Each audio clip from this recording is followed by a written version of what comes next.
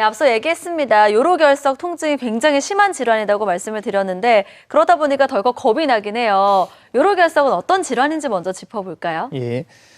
요로결석이란 소변이 만들어져서 내려오는 길에 돌이 생기는 걸 말합니다. 전체 우리나라 인구에서 한 10% 정도가 결석을 경험하는 것으로 되어 있는데요. 보통 활동량이 많은 20대에서 40대 연령층에 많이 생기시는 편이고요. 또 한 번 생기신 분들은 길게 봤을 때 50에서 80% 정도가 재발한다고 보고 있습니다. 비뇨기과를 찾는 환자들이 전체 환자 중에 한 20-30% 정도가 요로결석 때문일 것으로 얘기가 되고 있고 그만큼 흔한 질환인데 땀이 많이 나는 여름철에 보통 재발 많이 생기는 특징이 있습니다. 네. 최근에는 이제 활동량이 좀 적어지고 좀 고열량 시기, 고단백 시기로 인해서 많이 생기는 것들도 예전과 많이 달라져서 최근엔 계절적 편차도 많이 줄어서 1년 내내 언제든지 잘 생기는 질환으로 알려져 있습니다. 네, 앞서 김지연 아나운서가 언급한 것처럼 출산의 고통을 극심한 고통에 많이 비유를 하잖아요. 근데 이렇게 요로결석의 통증이 그렇게 심한지는 몰랐거든요. 이 요로결석의 증상에는 어떤 것들이 있나요? 인간이 느끼는 제일 심한 통증 중에 하나로 분류가 되어 있고요. 보통 극심한 옆구리 통증을 보통 호소하고 있습니다. 그리고 눈에 띄는 혈류가 많이 나오게 됩니다. 요로결석 같은 경우는 재발을 많이 하기 때문에 처음 생기시는 분들은 그 전형적인 증상을 알고서 바로 내원하셔서 이제 치료를 이게 받으시는 경우도 많습니다. 네. 예. 하지만 처음 생기시는 분들은 요로결석이라고 잘 생각하지 못하고 다른 곳에서 진통제를 치료하다가 뒤늦게 와서 치료를 받으시는 경우들도 있습니다. 결석이 꼭 통증 말고 경우에 따라서는 그런 빈뇨와 같은 그런 방광 자극 증상 또는 하복부 통증 아니면 고환 통증 같은 걸 호소하기도 하시고요. 경우에 따라서는 통증 없이 생기는 요로결석 같은 경우도 있으시지만 그런 경우도 꼭 필요가 필요한 경우들이 많이 있습니다. 그렇군요. 사실 요로결석하면 주로 남성들에게 생기는 질환으로 알고 있긴 한데 여성들에게도 생긴다면서요. 그 비율은 어느 정도 될까요? 여자들은 보통 5% 정도의 유병률을 보이는 것으로 되어 있고요. 한 남자의 유병률이 한 10%의 한 절반 정도로 알려져 있습니다. 요로결석이 아무래도 남녀의 편차가 생기는 거는 남자가 남성 호르몬 때문에 좀 더 생기는 거로 생각되고 있습니다. 그럼 남성 호르몬도 요로결석의 원인이 될 수가 있겠네요. 예, 남성 호르몬도 원인이 될 수는 있으시죠. 그래서 젊은 남자분들에서 좀 더 많이 생기시는 것 같습니다. 예. 그렇군요. 그 외에도 어떤 원인들이 있을까요? 요로결석의 원인 대표적인 것들이 식습관하고 사실 관련이 많습니다. 대표적인 식습관이 짜게 먹고 수분 섭취를 적게 하는 게 대표적인 이제 식습관이 되고 있으시고요. 또 다른 원인으로는 칼슘이 많이 들어간 음식을 좀 과잉 섭취했을 때, 그리고 또 탄산이라든가 비타민 C 같은 것들이 많이 함유된 음식을 섭취했을 때, 그리고 온도가 높은 여름철에 많이 좀 생기는 경향이 좀 있으시고요. 같은 자세로 앉아 있거나 높은 온도에서 일을 하시는 그런 직업적인 노출이 있으신 분에 또 잘 생기실 수가 있습니다. 내분비적으로는 부갑상선의 기능이 좀 안 좋거나 통풍, 여러 감염증들이 질환이 있으실 때 또 생길 수 있습니다.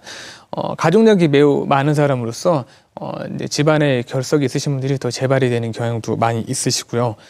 활동량이 많아지는 20대, 40대의 남자들이 일반적인 위험 요인이라고 할 수 있습니다. 네, 이제 요로결석에 걸린 원인에 대해서 말씀을 해주셨는데 치료 방법에는 또 어떤 것들이 있을까요? 요로결석은 크기나 위치에 따라서 치료 방법이 좀 달라질 수 있습니다. 크기가 크지 않고 자연적인 배출이 수월한 위치에 있는 경우는 다량의 수분 섭취를 통해서 결석의 배출을 기대해 볼 수 있습니다. 하지만 결석이 잘 배출이 되지 않고 통증이 너무 심한 경우는 처음부터 적극적인 치료를 고려해 볼 수 있습니다. 적극적인 치료의 경우에 요새 제일 많이 사용하는 것이 체외 충격파 세석술이라는 방법이 있습니다. 몸 밖에서 피부 절개를 가하지 않고 충격파를 가해서 돌멩이를 이제 부서뜨리는 방법을 의미하는데요. 그 돌멩이가 부서진 돌이 밖으로 이제 빠져나가는 치료 방법입니다. 하지만 체외 충격파 세석술이 실패하거나 또는 다른 여러 가지 문제로 인해서 이제 수술적인 치료가 필요한 경우들도 있습니다. 과거와 달리 요새는 내시경적인 수술들이 많이 발달을 해서 회복이나 이런 것에 대한 걱정 없이 치료에 대해서 좀 더 적극적으로 수술을 하시는 경우도 요새는 종종 있기도 합니다. 네, 그런데 요로결석이 재발이 좀 있다고 들었습니다. 재발하지 않기 위해서는 식생활을 좀 관리하는 것도 중요할 것 같은데요. 보통 요로결석 환자분들이 한 80% 정도는 재발을 하는 것으로 알려져 있는데요. 네. 그 대표적인 식습관이 이제 수분을 적게 드시고 아무래도 짜게 먹는 것들이 많이 원인이 될 수 있습니다. 그리고 막 칼슘이나 수산 같이 결석이 잘 생기는 그런 성분들을 많이 드시는 것도 좋지가 않고요. 결석을 재발을 막기 위해선 구연산 같은 것들을 좀 적게 먹는 것들이 잘 생기기 때문에 그런 것들 많이 드시려고 하는 것도 일부 도움이 되는 걸로 되어 있습니다. 네, 구체적으로 한 번 더 짚어주시면 좋을 것 같아요. 먹으면 도움이 되는 음식, 그리고 피해야 되는 음식이 있다면 알려주실까요? 도움이 되는 음식도로 대표적인 게 이제 구연산이 있습니다. 구연산은 요로결석의 재발을 막을 수 있는 성분들인데요. 보통 오렌지, 레몬, 귤, 자몽, 토마토 같은 시큼한 과일에 많이 좀 들어있고요. 또 결석을 많이 유발할 수 있는 음식들이 수산이라든가 그런 칼슘이 많이 들은 음식들인데 이제 수산이 많이 들은 음식들 대표적인 게 시금치, 양배추, 파, 초콜릿, 견과류 이런 것들이 좀 있습니다. 그리고 칼슘이 많이 들은 음식과 또 요산이 함유되는 음식들이 있으셔서 단백질이 요산에 많이 영향을 좀 미치게 돼서 육류 섭취를 제한하는 것들이 많이 도움이 좀 되실 것 같습니다.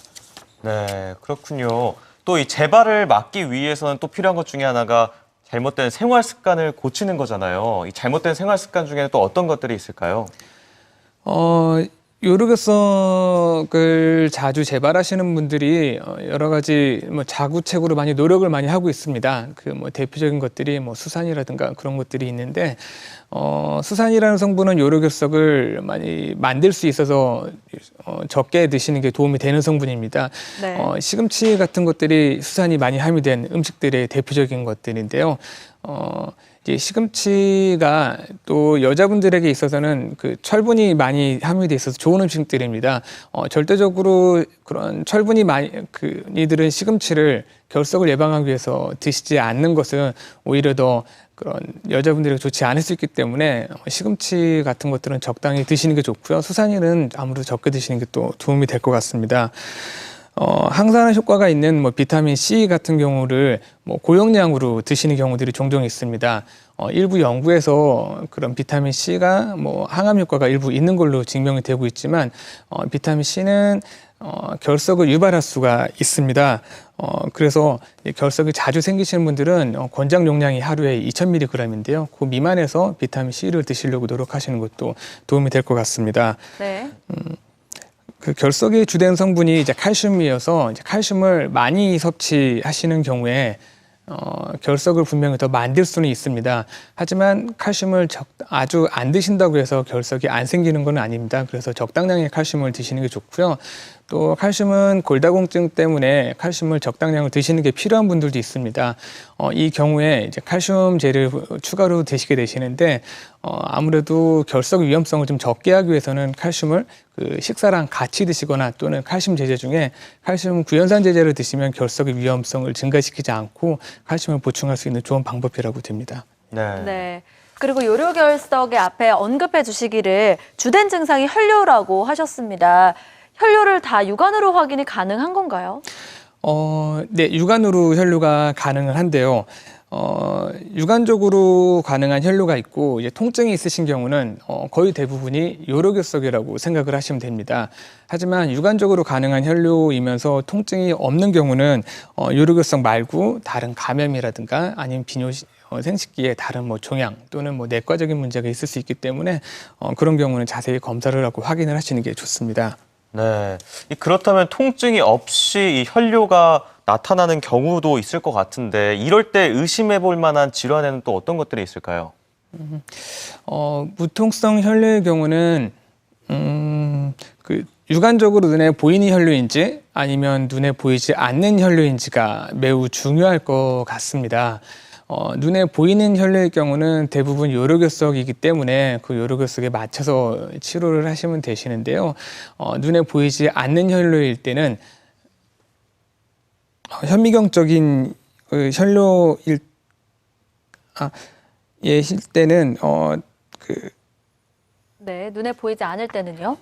눈에 보이지 않을 때는 다른 뭐 비뇨기 암이나 요로 감염 또는 전립선 비대증과 같은 그 신장에 문제가 생기는 경우들이 좀 있습니다. 따라서 맨눈으로 확인할 수 없는 현미경 혈류가 보일 때는 처음부터 모든 검사를 다 시행하지는 않고요. 암의 유무가 위험성이 높은 경우에 이제 검사를 하고 치료를 하시게 됩니다. 네. 그리고 가끔 건강검진을 하다 보면 혈류 판정을 받는 분들이 있다고 합니다. 육안으로 보이지 않아서 더 당황할 수 있을 것 같은데 비뇨기 이상을 좀 알아볼 수 있는 자가진단 방법이 있다면서요? 혈류가 확인이 되었을 때 보통 비뇨기 암과 관련성이 높은 경우들이 있습니다. 네. 이제 그런 경우는 좀 더 적극적으로 혈류에 대해서 체크를 하셔야 되겠죠. 첫 번째, 35세 이상의 나이인 경우에는 혈류에 대해서 좀 더 적극적으로 검사를 하시는 게 좋으시고요. 평소 또 진통제를 오남용하는 경우 또 혈류에 대해서 확인을 하시는 게 좋습니다. 또 벤젠기 화합물에 노출이 많이 되는 직업적인 노출이 있으셨던 분들도 마찬가지가 되겠고요. 또 남성 그리고 또 과거에 흡연을 하셨던 기왕력이 있으신 경우 또는 그 비뇨기과적인 그런 과거력, 소변줄을 오래 사용을 하셨다거나 방사선 치료 또는 만성적인 요로 감염이 있으셨던 경우는 혈류에 대해서 좀 더 적극적으로 확인을 하시는 게 좋습니다. 네, 이제 방금 혈류 이제 발견 시의 체크리스트들에 대해서 말씀을 해주셨는데 그럼 이 소변에서 혈류 반응이 나왔을 때 이후에는 바로 또 검사를 받아야 되는 건가요? 현미경적인 혈류가 발견이 되셨을 때는 저희가 처음부터 적극적인 검사를 권하지는 않습니다. 현미경적인 혈류가 보일 때는 보통 6주 간격으로 3회 정도의 반복적인 소변 검사를 시행하게 됩니다. 네. 그 소변 검사에서 혈류가 나오지 않는다고 하시면 지켜볼 수 있으시지만 반복적인 혈류가 보일 때는 비뇨기과적인 검사를 시행하게 됩니다. 검사는 대표적인 것들이 이제 초음파 검사와 방광 내시경이 있고요. 이제 필요한 경우는 조영제를 사용한 CT 촬영을 이제 시행하시게 됩니다. 요 혈류에 대한 검사 중에 가장 중요한 것들 중에 한 가지가 방광 내시경인데요. 그 방광 내시경은 여성분들은 괜찮으시지만 남성분들의 경우에는 심한 통증을 좀 호소하시는 경우도 있으시거든요. 그래서 최근에는 그런 통증을 획기적으로 줄인 그런 연성 방광 내시경을 통해서 검사를 하시고 예전보다 검사에 대한 부담감 많이 좀 줄은 것들이 사실입니다.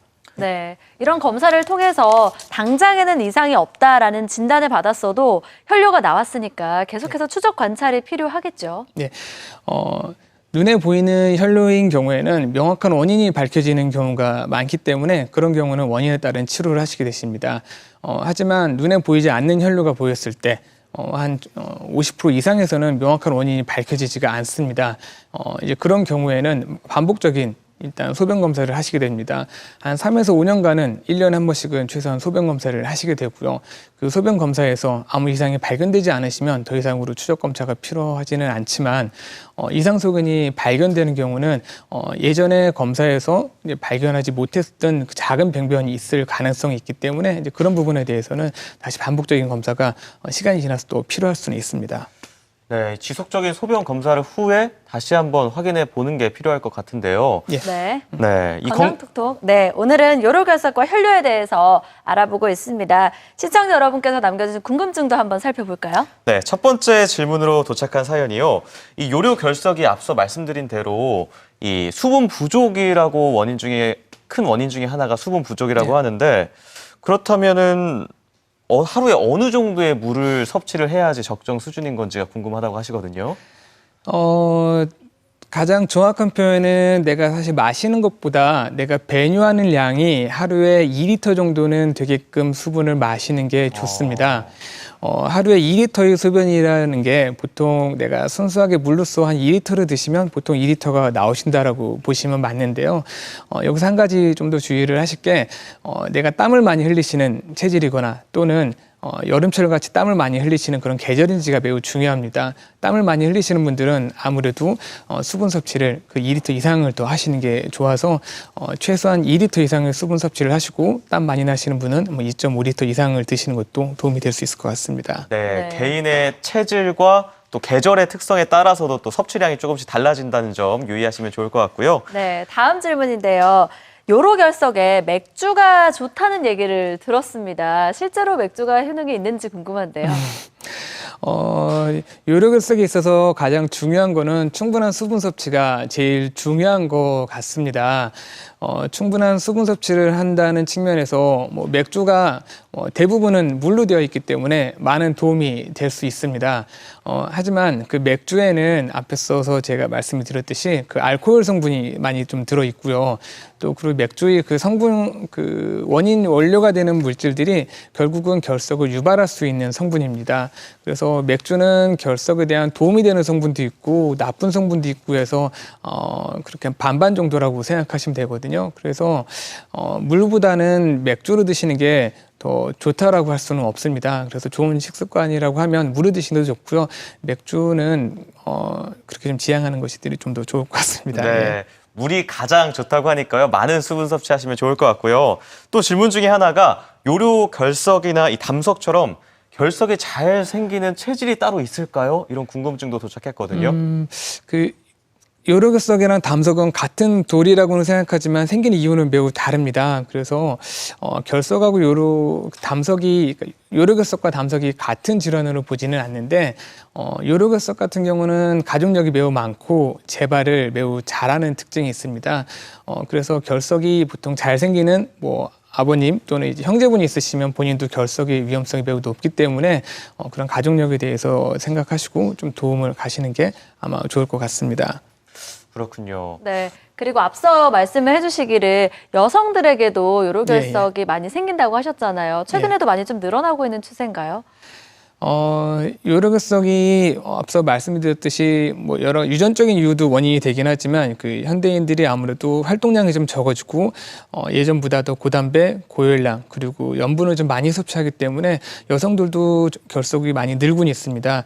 아까 여성의 유병률이 뭐 5% 정도라고 말씀을 일반적으로 드렸지만 실제로 최근 통계에서는 거의 뭐 8에서 9% 정도까지도 올라가는 걸로 되어 있어서 여성에서도 요로결석은 현재 많이 증가하고 있는 걸로 되어 있습니다. 그렇군요. 요즘에는 여성분들에게도 이러한 질환이 자주 발생한다고 합니다. 저는 또 궁금한 게 이제 여성에 비해서 또 남성에게도 확실히 더 많은 발병률이 높다 보니까 아까 이제 본인의 체질 또 나이 이런 것들에도 영향이 미칠 것 같아요. 아무래도 중년 남성분들 아무래도 나이가 더 많이 드실수록 발병 확률이 높아지겠죠. 예, 맞습니다. 그 요로결석은 20대에서 40대에 호발하는 걸로 되어 있는데요. 비만이라든가 이런 것들도 매우 크게 영향을 미치는 걸로 되어 있습니다. 또 요새 워낙 그런 이제 고단백식이를 많이 드시고 이제 복부 지방이 많고 하시는 경우에 또 요로결석 중에 특히 이제 요산석 같은 것들이 많이 생깁니다. 그런 요산석을 예방하기 위해서는 일단 몸무게도 뭐 많이 나가신 걸 빼시려고 노력하시는 게 좋고 고기 같은 것도 좀 적게 드시려고 노력하시는 게 좋을 것 같습니다.